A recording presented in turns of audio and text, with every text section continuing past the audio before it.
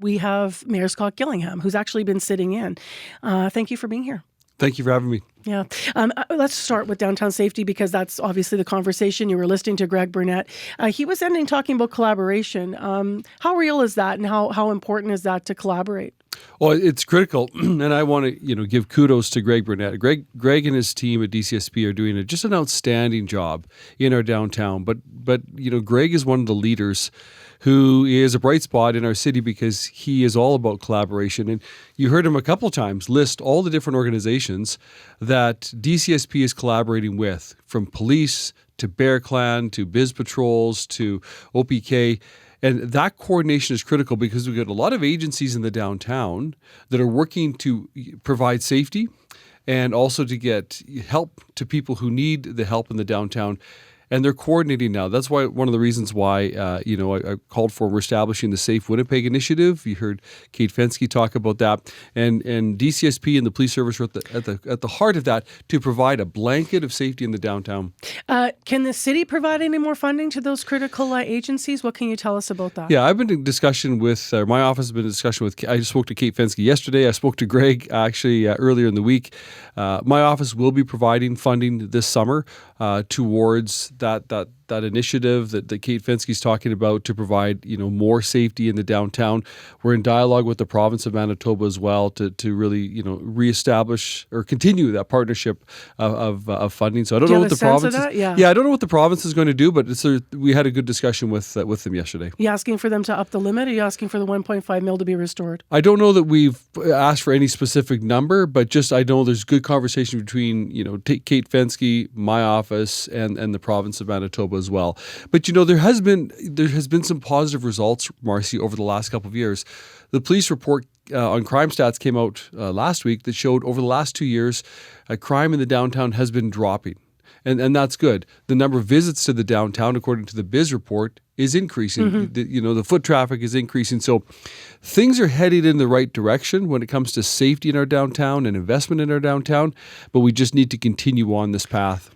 Before we leave the downtown subject here, I do want to play another clip from Kate for you, actually, from the downtown Winnipeg Biz, because she was, it's the same clip that we just played and you were listening in, so we're going to move on. I misunderstood that. I thought we had something about vacancies. Let me ask you about vacancies, though, as well, because you talked about people moving more foot traffic, but there are also still vacancies, but there's still new businesses that have opened up. I think 6 of them were listed, a different number of businesses. More offices are being rented by tenants, but there are still challenges with that. What would you like to say to business owners or entrepreneurs that might be thinking about downtown, but maybe have shied away from it, being worried about doing business there? Well, I think, the discussion about safety is key. A safe community creates the environment for investment. Because I want the downtown to be the kind of place where if you're a family that lives in the suburbs, you'll have full confidence that your son or daughter can work a closing shift at a downtown restaurant. And that's not the case yet. So for every family. So we've got to get to that place, Marcy, where businesses feel that they want to make the investment in the downtown. But I do want to commend the significant investment that is happening. The Manitoba Métis Federation, True North. There are many companies that are and businesses that are investing in the downtown, either creating more business, more retail space, or more residential development as well. So things are moving in the right direction. We've got a ways to go, but things are moving in a positive direction. It's 12 minutes to 8 o'clock. Mayor Scott Gillingham on with us live on CBC for our monthly interview. Let's turn our attention to fires and actually want us to start inside Winnipeg. While we're watching the wildfires all over the province burn, it seems like some time ago, but it wasn't, where we had that fire on Gun Road. And on Monday, there were several grass fires in Winnipeg. So some in Transcona, that's the Gun Road one, McPhillips area. What do we understand this morning about the cause of the fires within the city?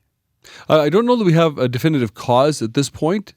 Some of them were in proximity to rail lines, so I know that our fire department was speaking with the rail companies as well.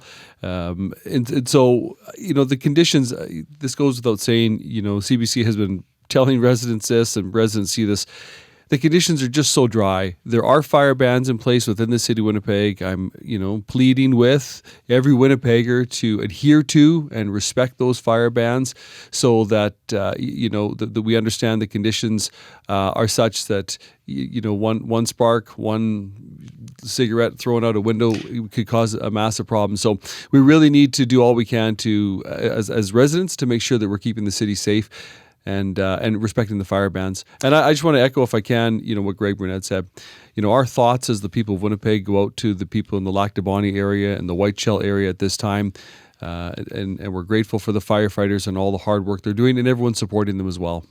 You mentioned you're in conversation with the rail companies. Just for people to catch up here, we did have Transcona City Councillor, as I alluded to, Russ Wyatt, on the program Tuesday.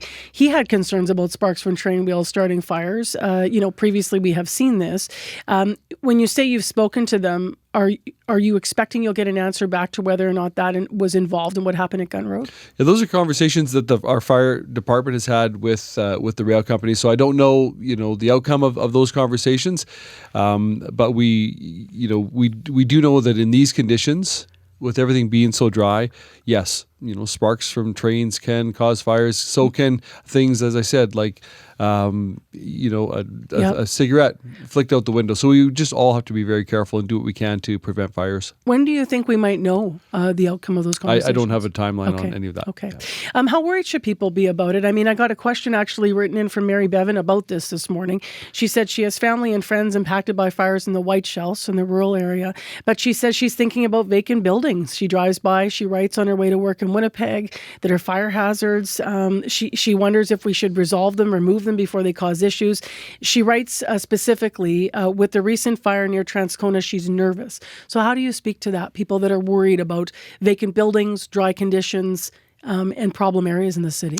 We have too many vacant buildings in the city of Winnipeg right now. Excuse me. And we have a team that's working to address that, reduce the number of vacant buildings for several reasons, including the fact that sometimes they attract arsonists, and they become sites for fires, which puts more pressure on our fire department and, threatens neighboring properties as well. So we are working actively to address that, to reduce the number of vacant and derelict buildings. And, I hope to, frankly, Marcy, have more on that and an announcement in the coming weeks related to some of the work we're doing. Councillor Wyatt just did express one more thing I want to ask you about. He had concern about some of the businesses along there, so specifically auto wreckers. He felt that their yards were too packed with cars. He said he was there in February and looking, and he said that when he was there, he couldn't imagine getting through the area. He was trying to get some of the people to, move some of those cars, as he put it, and such. So he was worried, fire crews could have trouble reaching, areas, to get in to fight the fires.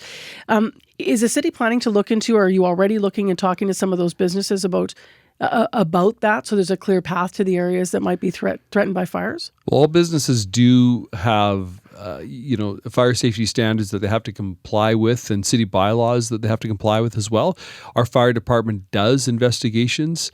And they do kind of site visits from time to time, informing, educating business owners. And so, I've spoken to our fire department before, not specific to Transcona properties, but just, if our fire team is out and inspecting sites, and if they see something that is non-compliant, they'll tell the business owner, you've got to bring this in compliance. You've got to fix what the problem is. You've got to clean up your site, whatever the case may be, to comply with bylaws and fire safety codes. What if they don't? Do they face fines? Yes. And will you be? Face fines. Are you concerned about this specific area? Is that an area that are? Yeah, I don't know. If there's anything specific to what the councillor said, I don't know. How valid what he said was. But again, our fire department does do kind of regular inspections, and they'll walk around. Probably not walk around. They'll go through a community and visit sites and visit properties and businesses and make sure that they're in compliance with all the fire regulations. Just last, do we need to change anything in terms of from the city level about to reduce the threats from things like grass and wildfires like this? As you well know, people are thinking maybe about the big fire in St. Boniface, and at that time we were doing stories about the rail lines over the forks, and as we've said, just a spark or a change, lots of oil and industrial materials moving moving through the city. What areas do you think we could strengthen to keep people safer? Well, I think that it goes back to what we just spoke about. If every business and property owner does their part to make sure that their property is in compliance with fire regulations and fire codes, that would help because it reduces, perhaps the spread of fire or the start of fire. There are moments, though, with the way things are in our climate right now, where things are just so tinder dry, we have to all be extra cautious and really be careful to do our part to make sure that we're not doing anything inadvertently that would cause a fire, because on a dry, windy day, as we see, the fire spreads quickly. A couple other things quickly to go through, speaking of which. So Portage and Main, people are looking for that to be finished and opened. July 1st deadline, is that looking like that is still going to hold? It is looking like it's going to hold. Our transit system switches over to a new transit network on June the 29th. The Portage and Main construction is on time right now. And we're very confident that we will open it to pedestrian traffic before that time. We don't have a date, but we believe we're right on time.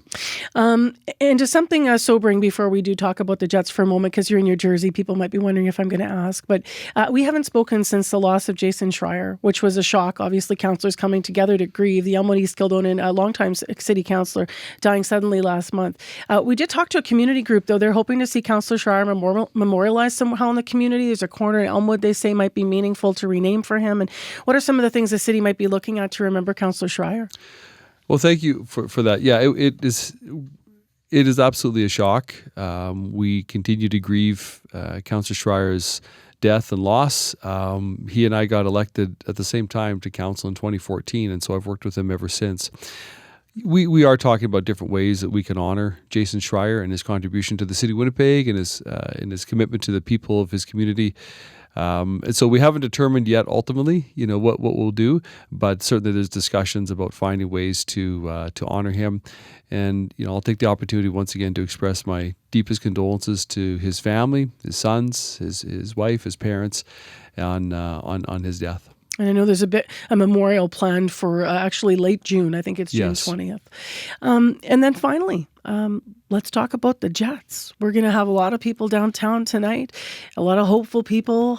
I don't even know what to ask you about this. I don't even know if I can watch the game. I'm so nervous. Words of encouragement maybe from the mayor of the city of Winnipeg? Well, our team has done really well at home. We've won all our playoff games at home. We're at home.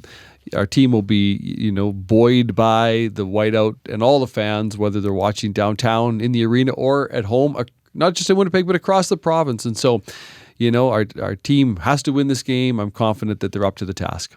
All right. Good vibes. Good vibes. Thank you very much for being here. Thank you. That is the mayor of the city of Winnipeg, Scott Gillingham, live with us on CBC as he is every month for our interview.